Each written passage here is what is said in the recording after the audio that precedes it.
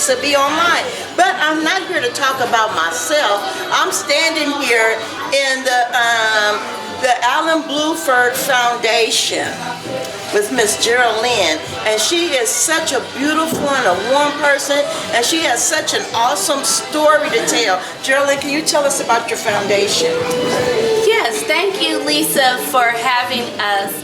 The Brown-Blueford Foundation, where we're housed at the Brown-Blueford Center for Justice, a place to help heal the community. Alan was my 18-year-old son. On May 6th of 2012, the Oakland Police Department killed my son. Since then, along with the community, family, and loved ones, we have formed a Justice for Brown-Blueford Foundation.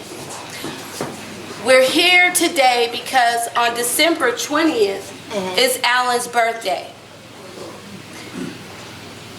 That's all right, baby. It's all good. Let them know.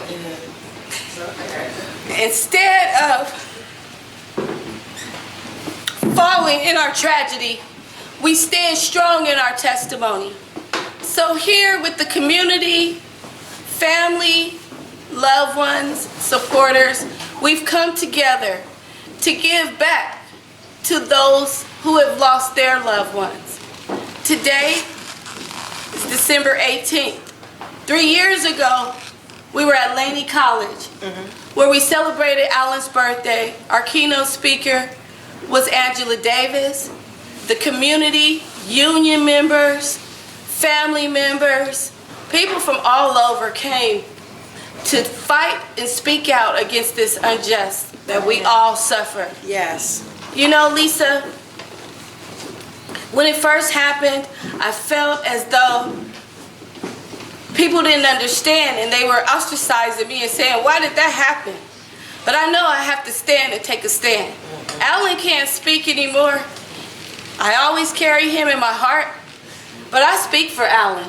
I am Brown-Blueford. Absolutely. And the world will hear of his story. Yes. And I am a strong believer in God. Amen. We did sue the city of Oakland. We did take a settlement.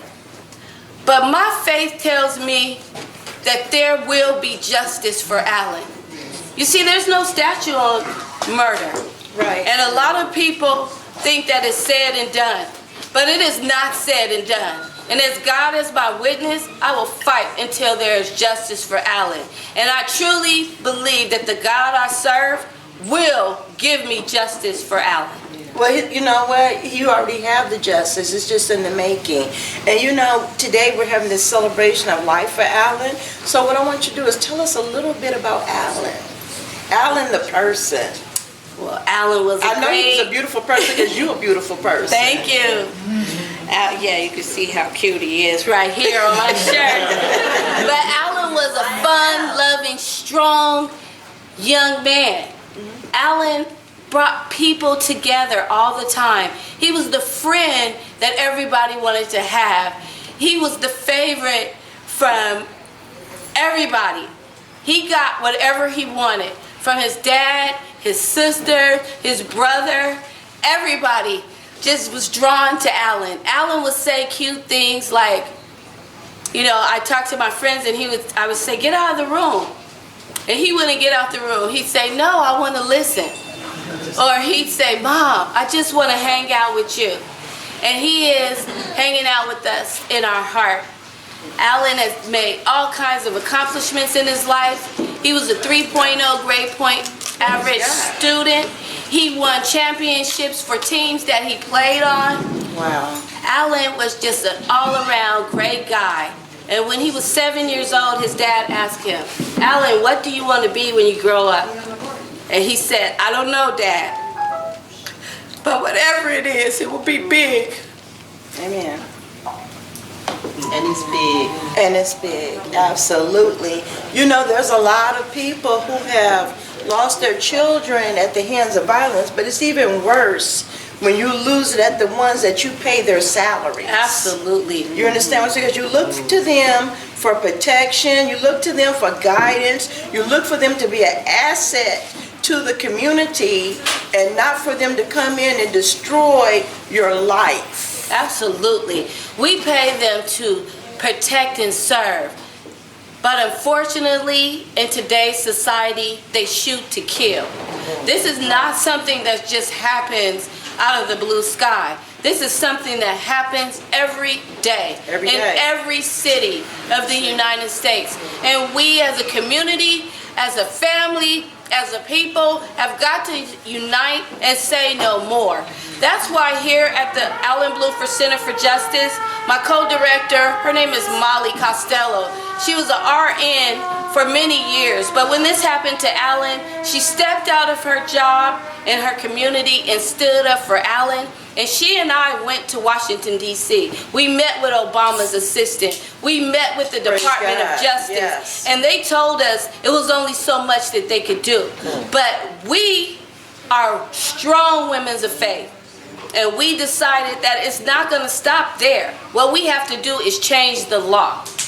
Let me ask you something right there, because you're talking about changing laws, and what we're talking about is changing laws that were never instilled to protect black people or African American people or people of color. So tell me what obstacles you faced in trying to get justice for your son through the legal system, and what were the steps that you had to take so that other parents that are out there who are in the same predicament can have a clue of what they're facing. Because I've come across quite a few people. Actually, I had an employee one time of mine who was gunned down by OPD. And it was devastating to me to find out, but I can't even imagine how I would feel if it was my child. So what are the steps that you take when you go through justice, and what kind of treatment did you get? Or was it your word against his word, and because he was a police officer, what was I guess what I'm trying to ask you is, what was the scales of justice like for you? Well, first of all, I have to tell you that when you lose a child, the pain is unbearable. It's a very difficult thing that I wouldn't wish upon anyone. But let me tell you, the first thing they do when they shoot your loved one is they victimize the victim. Absolutely. They begin to start telling all kind of stories and lies. They begin to hide evidence. They begin to tell you things that are not true. They plant news feeds and things out to the news that say derogatory things about your loved one and your families, but you cannot listen. Right. Excuse me. You have to take a stand. You have to ask the questions. You have to get in their face. You have to follow through. And sometimes that's not enough. We started out at the city of Oakland. We talked to the mayor, who told us that she's going to treat families different. We talked to the city administrator. Was that Kwan at the time? That was Mayor Kwan. Okay.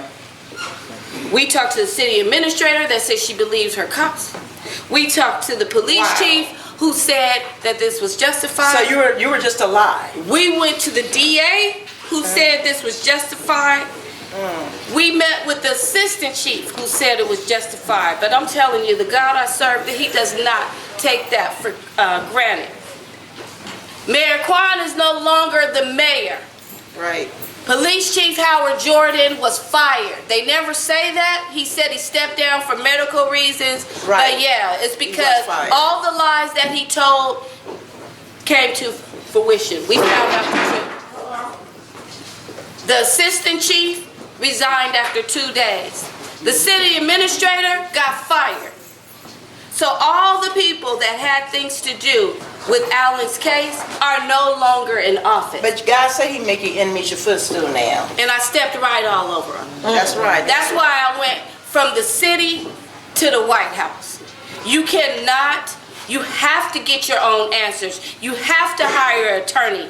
You have to, even if you have to march, even if you have to do speak outs, even if you have to, whatever it takes Do not listen to what they say, because they will lie, they will cheat, they will do whatever they can to make themselves look good, and they will throw you under the bus and victimize the victim, as I said before. But as we know today, Alan's legacy will live on.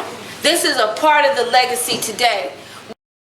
Alan was a giving young man. He worked at Skyline High School. He helped the disabled. He served them. He was best friends with everyone. That's what we want to do. We want to give to those who have the same kind of feelings that we have, that go through the same kind of things that we go through. And, you know. Okay, you know what? Okay, now we're going to wrap up and talk about your healing, because I remember earlier when I talked to you, you talked about being very angry for so long, and you talked about now releasing the anger. And then I just want to ask you, after we talk about that, how can people get in touch with you to donate to your foundation? Because Lisa B Online has 44,000 monthly followers. Wow. So we want people to give. We want people to support you, because even though you might feel a certain way, there's people who can identify. Absolutely. I have had the opportunity to travel all over to different states, speaking about Alan's story and speaking about our fight. And, you know, to God be the glory. I get messages and letters, and people reach me and say that I'm an inspiration. For me, that's a little bit like, what, me? Because I can't believe. But Alan's story touches people. So you birthed something out of this. Yes, I did. And the thing is, when it first happened, I was in shock. I was in turmoil. I was in pain. I spent the first year living through anger and sadness. I was mad at everything. I walked in anger. I cried in anger. I talked in anger. I did everything angrily. And this is the 4th birthday without Alan, and I'm tired of being sad. Okay. I just want to celebrate the life of my son. Right. And I don't want to walk around with this upsetness. So now I'm here fighting for justice, and this is a part of my healing. Okay, so how can people donate to you? How can people give to you, and what do you need? Just going to tell people what you need. Well, you can reach me at the Brown-Blueford Center for Justice at 2434 Telegraph Avenue in the city of Oakland, California. We are also on Facebook at the Brown-Blueford Center for Justice. We also have a Facebook page for the Brown-Blueford Foundation, which is housed at the center. This center is here, donated, and set here for a place to help heal the community. We have several different outreaches, so we have people come in all the time, and we do what we can to give back and to help them. I'm also on IG at BabyQT, and that's BAYEBEEQT. And also, again, my name is Jeralynn Brown-Blueford. Our telephone number here is 209-740-9844. Also, I have a wonderful co-director, a family of supporters, and Can you bring just your the commuters. co-director in? Yes, please. I don't know where she is. She's hiding out. She always likes to stay in the back and push me out to talk. But this is a fighter, and she's been fighting for justice all for 3 years with me.